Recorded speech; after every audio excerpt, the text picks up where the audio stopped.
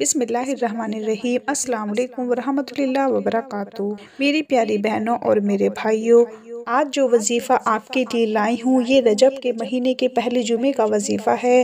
رجب کے مہینے میں جو بھی جمعہ آئے گا اس جمعے کے دن آپ اس وظیفے کو کریں۔ یہ وظیفہ ایسا مبارک وظیفہ ہے کہ اس کو اگر تمام وظائف کا سردار کہا جائے تو غلط نہ ہوگا۔ یہ وظیفہ بہت ہی طاقتور وظیفہ ہے۔ اس وظیفے کو آپ نے اچھی طرح سے سمجھ کر کرنا ہے اور پورے یقین کے ساتھ اور پورے اخلاص کے ساتھ آپ اس وظیفے کو کرنا ہے۔ اگر اخلاص اور یقین نہیں ہوگا تو وظیفے کا آپ کو مکمل فائدہ نہیں ہوگا۔ اگر قرآن بھی بغیر یقین کے اور بغیر اخلاص کے پڑھا جائے تو فائدہ نہیں ہوتا۔ اسی لیے وظیفہ آپ نے پورے یقین کے ساتھ کرنا ہے۔ یہ وظیفہ جس مبارک سورت کا وظیفہ ہے وہ سورت ہے سورہ کوثر، جو قرآن پاک کی مختصر ترین سورت ہے، لیکن فضائل کے اعتبار سے یہ سورت بہت ہی اونچی ہے۔ پیارے بھائیوں اور میری بہنوں، اس وظیفے کا جو سب سے بڑا فائدہ ہے وہ یہ ہے کہ آپ اس وظیفے کے بعد جو بھی دعا مانگیں گے وہ انشاءاللہ قبول ہوگی۔ تو بڑی سے بڑی مشکل ہے تو یہ وظیفہ کریں،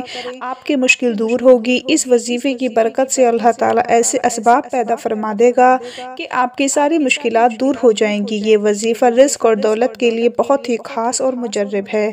رزق کا جو بھی مسئلہ ہے، رزق کی وجہ سے پریشان ہے، روزگار یا کاروبار کی کوئی پریشانی ہے، جیسی بھی پریشانی ہے تو یہ وظیفہ کریں۔ رجب کے پہلے جمعے کے دن کریں یا پھر رجب کے کسی بھی جمعے کے دن اس وظیفے کو کریں اور اللہ سے اپنی پریشانیاں دور کروائیں۔ یہ وظیفہ آپ نے جمعہ کے دن کیسے کرنا ہے، مکمل طریقہ بھی پوری تفصیل سے آپ کو بتاؤں گی، بس آپ نے ویڈیو کو اسکپ نہیں کرنا اور ویڈیو کو آپ نے آخر تک دیکھنا ہے۔ پیارے بھائیوں اور میری بہنوں، یاد رہے کہ رجب کا مہینہ بھی بابرکت ہے اور پھر جمعے کا دن بھی بڑی فضیلت اور برکت والا ہے۔ جب آپ اس مبارک مہینے میں جمعہ کے دن اللہ رب العزت کے کلام کو ایسے طریقوں پر پڑھیں گے جس کو اکابرین نے آزمایا ہوا ہے اور اس طریقے پر پڑھنے کے بعد اللہ سے دعا مانگیں گے تو خود ہی سوچ لیجئے کہ آپ کی دعا کیسے قبول ہوگی۔ لیکن افسوس یہ ہے کہ ہم لوگ اللہ سے مانگتے ہی نہیں، ورنہ اللہ تعالیٰ کی دین کا دروازہ تو ہر وقت کھلا ہوا ہے۔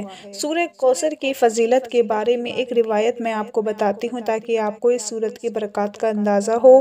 اس کے بعد آپ کو وظیفے کا طریقہ بتاتی ہوں۔ سورہ کوثر کی فضیلت کے حوالے سے ایک روایت میں آتا ہے کہ صحابی رضی اللہ تعالیٰ عنہ بیان فرماتے ہیں، ایک روز جب حضور اکرم صلی اللہ علیہ وآلہ وسلم مسجد میں ہمارے درمیان تھے تو اچانک آپ صلی اللہ علیہ وآلہ وسلم پر ایک قسم کی نیند یا بے ہوشی کی سی کیفیت طاری ہوئی۔ پھر ہنستے ہوئے آپ نے سر مبارک اٹھایا۔ ہم نے پوچھا، یا رسول اللہ صلی اللہ علیہ وآلہ وسلم، آپ کے ہنسنے کی وجہ کیا ہے؟ تو آپ صلی اللہ علیہ وآلہ وسلم نے فرمایا کہ مجھ پر اس وقت ایک سورت نازل ہوئی ہے۔ پھر آپ صلی اللہ علیہ وآلہ وسلم نے بسم اللہ کے ساتھ سورہ کوثر پڑھی۔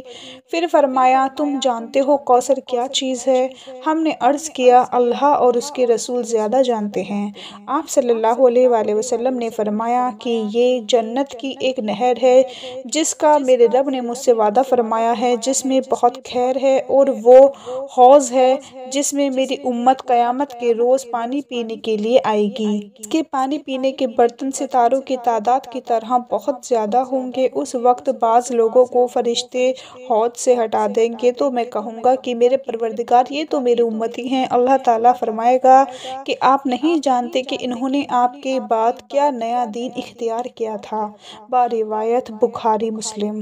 پیارے بھائیو، آپ نے سنا کہ یہ سورت کیسے فضیلت والی ہے۔ چلیے اب آپ کو اس سورت کے ایک وظیفے کا طریقہ بتاتی ہوں جو آپ نے رجب کے مہینے میں جمعہ کے دن کرنا ہے۔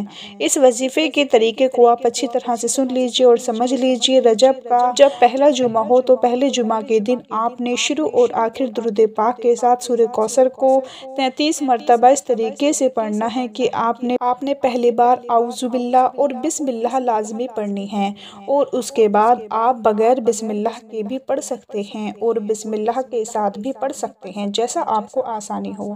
اس وظیفے کے لیے وقت مخصوص نہیں ہے، جمعہ کے دن کسی بھی وقت آپ اس وظیفے کو کر سکتے ہیں۔ البتہ وظیفے کے لیے ضروری ہے کہ آپ نے وظیفے کو باوضو ہو کر نہایت ادب کے ساتھ ساتھ جائے نماز پر بیٹھ کر کرنا ہے۔ یہ اکیلے پن کے ساتھ یہ وظیفہ کرنا ہے اور وظیفے کے دوران آپ نے کسی سے بات نہیں کرنی۔ ایک بات یاد رہے کہ اس وظیفے کو اگر آپ رجب کے پہلے جمعے کو کر رہے ہیں، آپ نے رجب کے آنے والے جمعوں میں بھی اس وظیفے کو کرنا ہے، یعنی کوشش کریں کہ رجب کے ہر جمعہ کے دن یہ وظیفہ کریں۔ اور پہلے بھی بتا دیا کہ وظیفے کے لیے ضروری ہے کہ آپ نے وظیفے کو پورے یقین کے ساتھ اور اخلاص کے ساتھ کرنا ہے، دل کے ساتھ کرنا ہے، اور وظیفے کے بعد جو دعا آپ نے مانگنی ہے وہ بھی پورے یقین اور اخلاص کے ساتھ مانگنی ہے، دل سے مانگنی ہے۔ دعا آپ نے کیسے مانگنی ہے، اس حوالے سے ایک واقعہ آپ کو سناؤں گی تاکہ آپ جان سکیں کہ کس طریقے پر مانگی جانے والی دعاؤں کو اللہ پاک قبول فرماتا ہے۔ پیارے بہنوں اور میرے بھائیوں، انشاءاللہ جو بھی دعا آپ اس وظیفے کے ساتھ مانگیں گے قبول ہوگی، رزق اور دولت کے مسائل دور ہوں گے، اور ایسا رزق اور دولت آپ کو حاصل ہوں گے کہ آپ کو یقین نہیں آئے گا۔ آپ کے رزق کے دروازے کھل جائیں گے انشاءاللہ۔ رزق کے علاوہ جو بھی آپ کی جائز حاجت ہے اس کے لیے بھی آپ دعا کر سکتے ہیں۔ کوئی بھی مسئلہ ہے، کوئی بھی پریشانی ہے کے لیے دعا مانگے، انشاءاللہ قبول ہوگی۔ چلیے آپ کو دعا کی قبولیت کے حوالے سے یہ واقعہ سناتی ہوں۔ پیارے بھائیوں، ایک بادشاہ کا قصہ مشہور ہے کہ حج کے دوران خانہ کعبہ کا طواف کر رہا تھا۔ اس نے دیکھا کہ ایک اندھا شخص ہے اور مسلسل دعا کی جا رہا ہے، اللہ مجھے آنکھوں کی روشنی دے، اور سب لوگ اس کی آواز سن رہے تھے۔ وہ بنا رکے اپنا جملہ دہرا رہا تھا۔ بادشاہ ہر چکر پر اس کی دعا سنتا، اور آخر اس نے اپنے میان سے تلوار نکالی اور اس کے کندھے پر رکھی، اور اس کندھے سے کہا، میرے طواف کا آخری چکر ہے، میرا چکر پورا ہونے سے پہلے اگر تمہاری دعا قبول نہ ہوئی تو تمہارا سر قلم کر دوں گا۔ اب اندھے نے جو دعا مانگی وہ کیسے مانگی، اس کی وضاحت کی ضرورت نہیں ہے، اور بادشاہ جب اس کے پاس پہنچا تو اس کی دعا قبول ہو چکی تھی۔ میری بہنوں اور پیارے بھائیوں، کہنے کا مقصد یہ ہے کہ دعا جب دل سے نکلتی ہے تو قبول ہوتی ہے۔ اسی لیے اگر آپ بھی چاہتے ہیں کہ آپ کی دعا قبول ہو تو اس انداز سے دعا مانگے جس کو حقیقت میں دعا کہا جاتا ہے، پھر دیکھیں کہ دعا کیسے قبول ہوتی ہے۔ تو میری بہنیں اور بھائی، اس واقعے کے بعد خود ہی سوچ لیں کہ اللہ سے مانگنے کے لیے انسان کو کیا اندازہ اپنانے کی ضرورت ہے، اور ہم لوگ کس طریقے پر دعائیں مانگتے ہیں اس کا بھی آپ کو علم ہو۔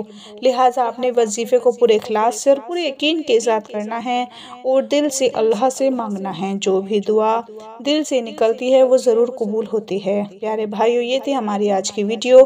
اپنا بہت سارا خیال رکھیں، اپنی دعاؤں میں یاد رکھیں، 5 وقت کی نماز پڑھیں۔ اللہ حافظ۔